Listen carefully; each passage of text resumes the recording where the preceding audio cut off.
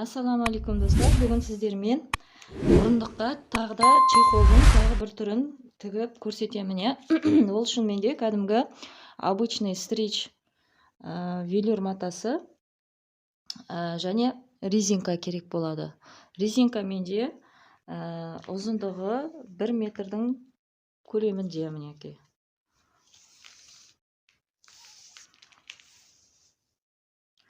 Бірде 9. 1 метр кейде жетпей қалып жатады. Мен әдейі кішкене артығымен алам. Және стрич маталарымыз мына отыратын орындықпен жаңағы арқа сүйеп отыратынды айналдыра тіккеніне керек бізге. Бұның өлшемдері менде мына жағынан өлшейін, камераға сыю үшін 47 сантиметр алдым. 47. Және ұзындығы 1-де 60.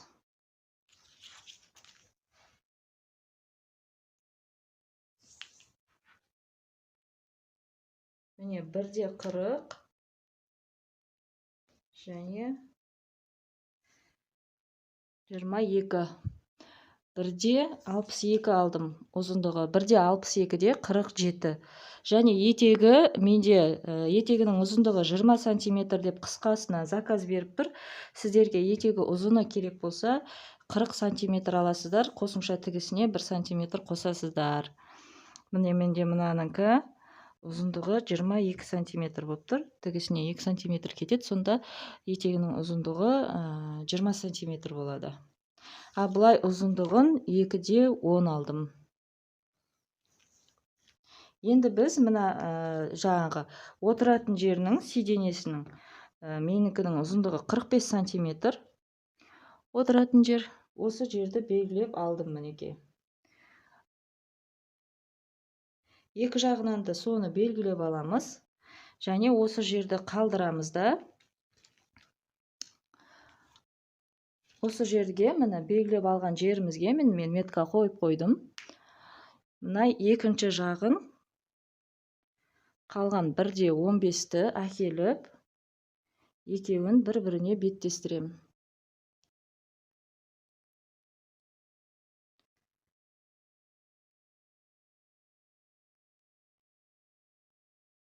Инемен қыстырып аламын. Екінші жағында дәл солай етем. Міне менде менің белгілеп қойған белгім.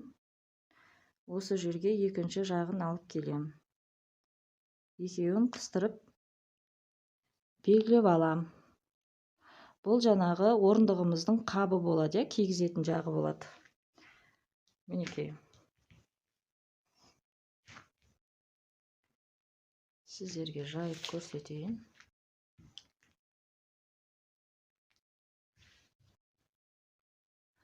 Міне осылай. Мынау бізде столымыздың отыратын жағы, мынау арқа сүйеп отыратын жеріне кигізіп қоятын жағы болады. Осының екі шетін тігеміз. Және мына етегімізге резинаны бір шетіне осылай қойып, тартып отырып резинканы, бүткіл ұзындығына резинканы тігіп аламыз. Резинканы айналдыра екі жағынан да тігеміз. Міне тігін машинкаға келдік. Енді осы белгілеп бір-біріне жатқызып алған матамызды тігіп аламыз. Мен бірінші осындай прямой тігіспен тігіп алам. Сразу оверлокқа қоспаймын, өйткені велюрдің ворстары болғандықтан жылжып кетеді оверлокта. Екі шетінде осылай тігіп аламыз.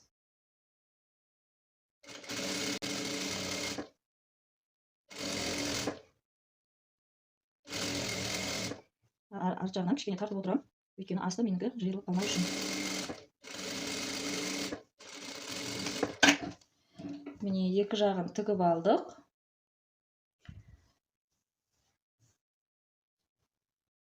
Осылайнан тігіп алдық міне. Енді етегіне резинканы тігіп аламын.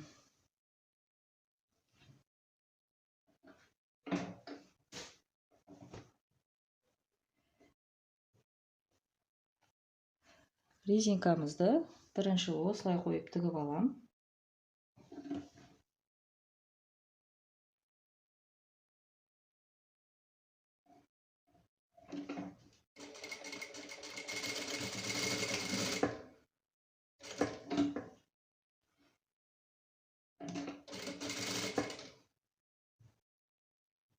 Енді резинканы тартып отырып, немножко өткізіп алайын. Осылай тігіп шығамыз, айналдыра, резинкамызды айналдыра тігеміз.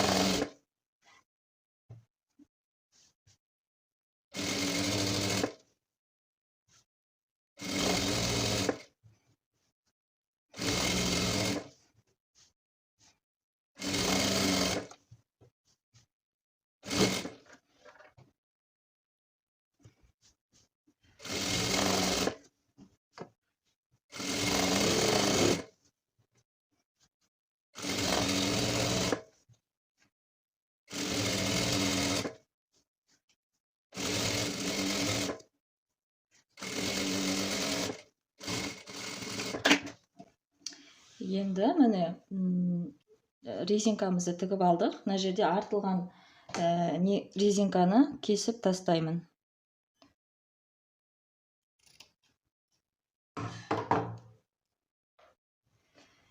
Енді осы екеуін, екі жағын бір-біріне беттестіріп,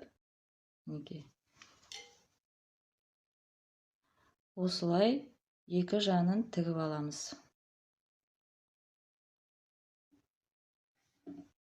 Инемен қыстырып тігіп алсаңыз да болады.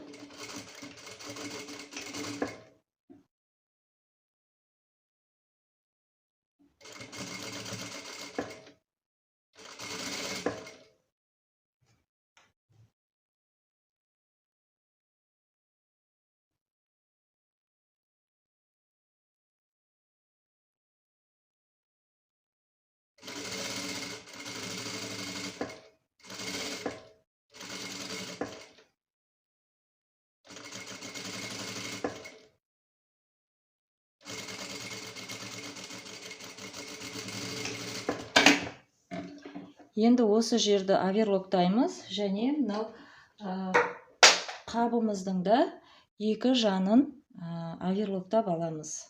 Екі жандарын оверлоктап келеміз.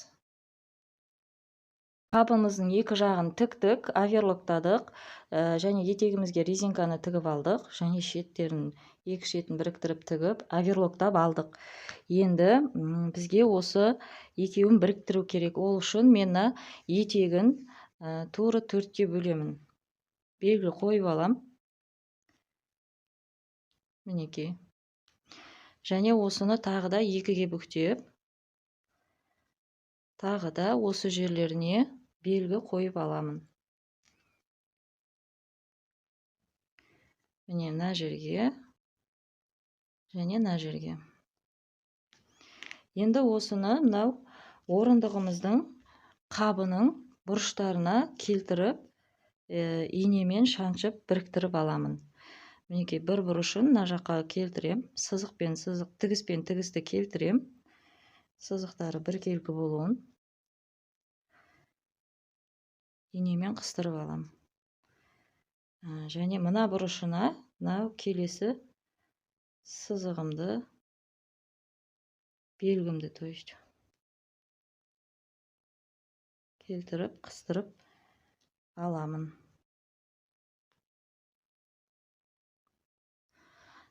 Және енді мына жақ етегін, мына етектерін бір-біріне келтірем.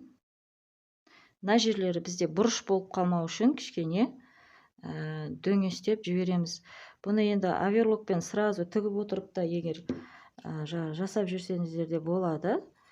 Егер оверлокта істеп отырып жасай алмай қалам десеңіз, осылай қиып жіберсеңіз де болады. Енді мына келесі белгімізді осы бұрышына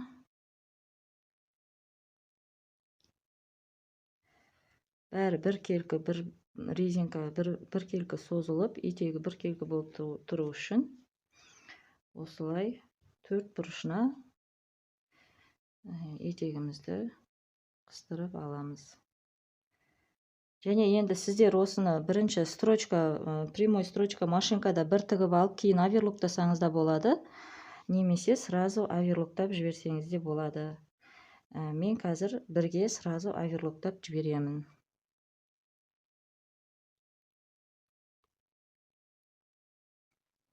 Міне инеге жетпей, бірінші тартып ұстаймын да, астыдағы мата екеуін бірге кішкене тігіп аламын. Енді инемізді алып, дальше тіге беремін.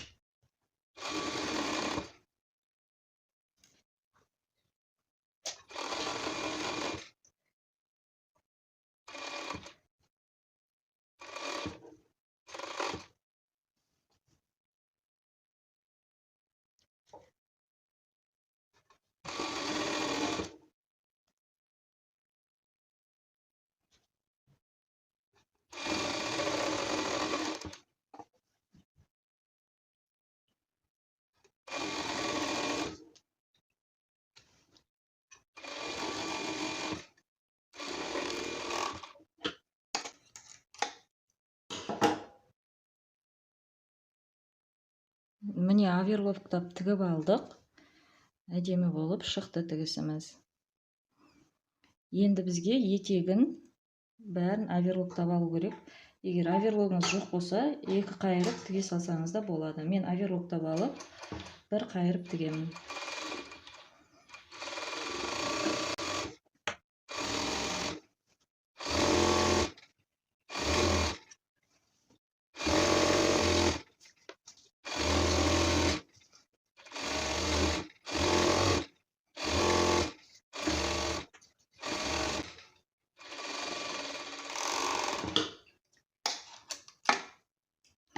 Енді машинкамен етегін бір қайырып тігіп шығамын.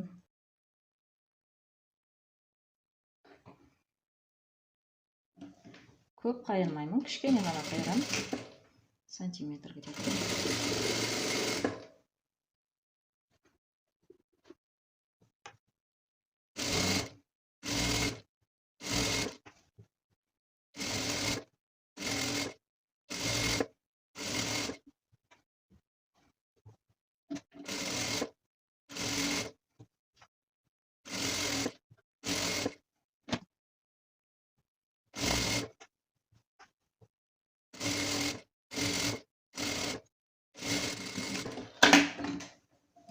етегіміз де дайын болды. Енді соңғы, егер осы күйде бізде уже чехолымыз дайын, бірақ мына үстіне кигізетін қапты мен өзім ұшын, екі ұшын жоғар жақтағы екі ұшын кішкене бір 4 сантиметр жоғар жағынан тігіп қойғым келіп тұр. Әдемі болып тұрады. Сонда орындығымызға кигізгенде ағаштың жалпақтығы болады ғой, орындықтың. Соған кигізіп қойғанға әдемі болып тұрады. Мінекей мына бұрышын екі жағынан, мына тіккен жердің екі жағынан ұстаймын да, осылай екі шеті бір келгідей бұрыш жасалғанына көз жеткізем. Және осы жерде метрімді алам да, 4 сантиметр мінекей. Навастан навасқа дейін 4 сантиметр. Осыны сызып алам. Және машинкада екі шетінде осылай тігіп аламын.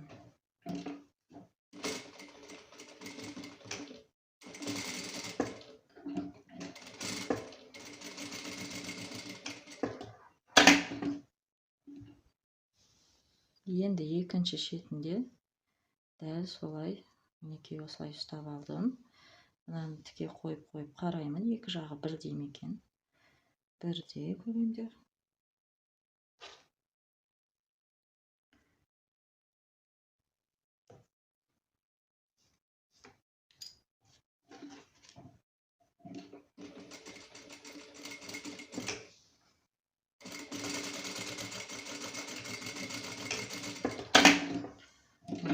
Осымен дайын, қазір кигізіп, аударып, кигізіп көреміз. Артық жіптерін кесіп тастаймын. Міне осындай әдемі чехолдарымыз дайын. Баршаңызға сәттілік. Каналыма тіркеліп, басып кетіңіз.